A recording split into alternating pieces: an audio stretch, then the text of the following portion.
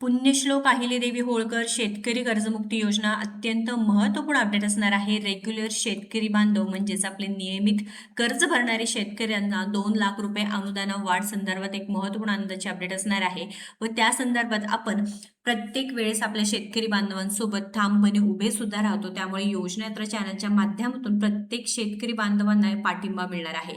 तर शेतकरी बांधवांनो, जे आपले शेतकरी नेते हे अजितजी नवले यांनी त्यांच्या सोशल मीडियाच्या पोस्टद्वारे एक महत्त्वपूर्ण अपडेट देण्यात आली आहे की मंत्रिस्तरीय बैठकीत 2017 व 19च्या कर्जदारांचे प्रश्न निकाली लागलेला आहे व तुम्हाला देखील माहिती आहे, पण गेल्या काही दिवसांपासून, गेल्या काही आठवड्यांपासून जे नियमित कर्जदार आहे किंवा नियमित कर्ज भरणारे शेतकरी आहे त्यांचे प्रश्न मांडत आहोत, कारण त्यांना सुद्धा हक्क आहे की त्यांना 2 लाख रुपये मिळणे गरजेचं असणार आहे. कारण प्रोत्साहनपर लाभ मिळत आहे फक्त आणि फक्त 50,000 रुपये.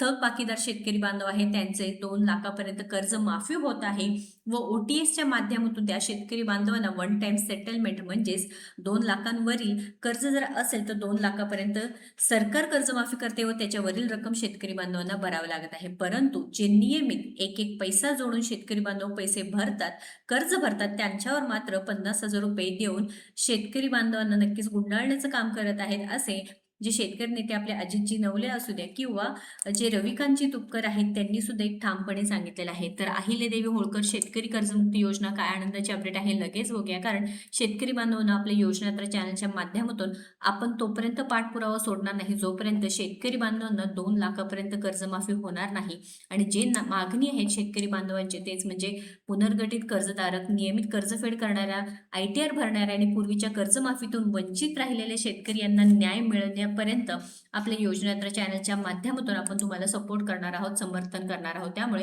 तुम्ही देखील लगेच आपल्या चॅनलला सबस्क्राईब करा आणि आपण एकत्रितपणे उभे राहिलो तरच काहीतरी निर्णय होणार आहे.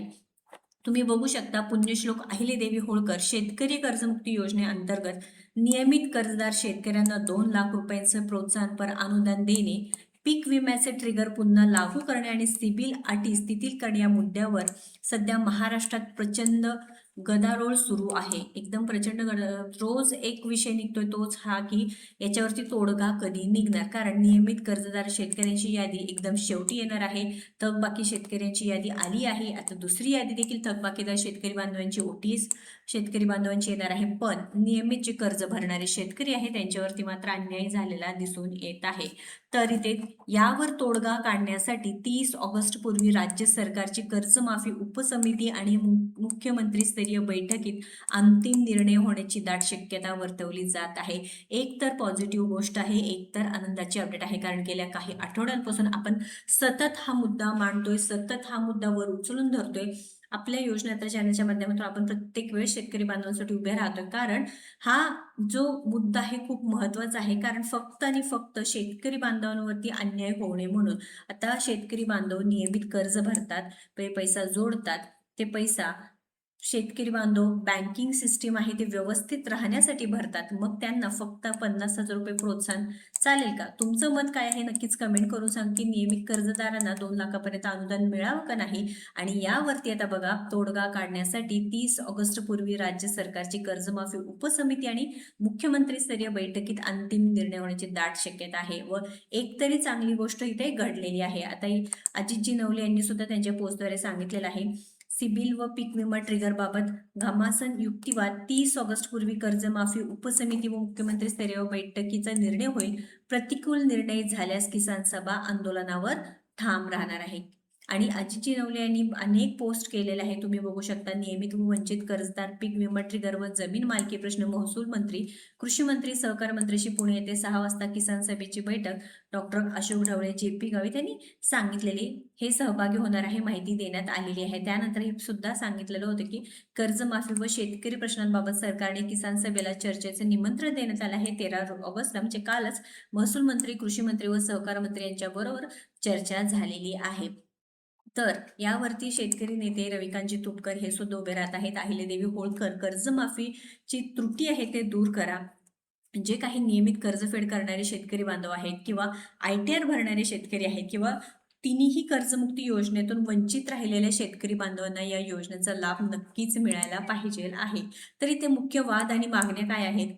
नियमित कर्जदारांवर अन्याय होत आहे. थकीत कर्जदारांप्रमाणेच नियमित कर्ज भरणाऱ्या शेतकऱ्यांनाही 2 लाख रुपयांचे प्रोत्साहनपर अनुदान मिळावे अशी मागणी अखिल भारतीय किसान सभा आणि इतर शेतकरी संघटना करत आहेत. सध्या शासनाने नियमित कर्जदारांसाठी केवळ 50,000 रुपयांची तरतूद केली आहे, जी अत्यंत अपुरी असल्याचं शेतकऱ्यांचं म्हणणं आहे. एकदम बरोबर आहे, कारण 2017 गेलं, 2019 गेलं आणि 2026 मध्ये सुद्धा पुन्हा तेच आहे की जे प्रोत्साहनपर एवढं कमी आहे, त्यामध्ये कोणतेही वाढ करण्यात आला आहे का केलं नाही. 2017 मध्ये काय झालं होतं, 25,000 प्रोत्साहनपर दिलं. त्यानंतर 2019 मध्ये अजून वाढ करून 50,000 पर्यंत दिलं. मग आता 2026 मध्ये 1 लाखापर्यंत तरी प्रोत्साहनपर लाभ मिळणे गरजेचं होतं. मात्र आता त्यामध्ये कोणतीही वाढ न झाल्यामुळे आता शेतकरी संघटना पेटून उठलेली आहे. भारतीय किसान सभा पेटून उठलेली आहे. प्रत्येक शेतकरी बांधवांचं जे म्हणणं आहे ते नक्कीच सरकारने आता ऐकलं पाहिजे आहे. पीक विमा ट्रिगरचा मुद्दा आहे. पीक विम्याला जाचक अटी आणि काढलेले ट्रिगर पुन्हा लागू करावेत, जेणेकरून नैसर्गिक आपत्तीच्या काळात नुकसान भरपाई मिळणे सुलभ होणार आहे. सिबिल स्कोअरची अट आहे. अनेक बँका सिबिल स्कोअर खराब असल्याच्या कारणावरून शेतकऱ्यांना नवीन पीक कर्ज नाकारत आहे. ही अट कर्जमाफी प्रक्रियेतून पूर्णपणे वगळण्याची मागणी करत आहेत.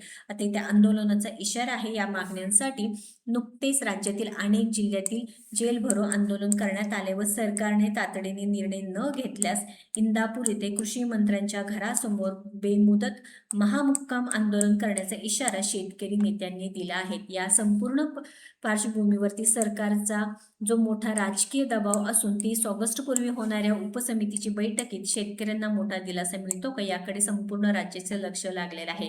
तर शेतकरी बांधवांनो, हा व्हिडिओ अत्यंत महत्त्वाचा आहे, कारण याच्यामध्ये काहीही स्वार्थ नाही. फक्त आणि फक्त नियमित शेतकरी बांधवांना जे प्रश्न आहेत, जे नियमित कर्ज भरणारे आपले शेतकरी बांधव आहेत, ITR भरणारे शेतकरी आहेत. आता ITR भरणारे शेतकरी म्हणजे ते शेतकरी नाही का हो.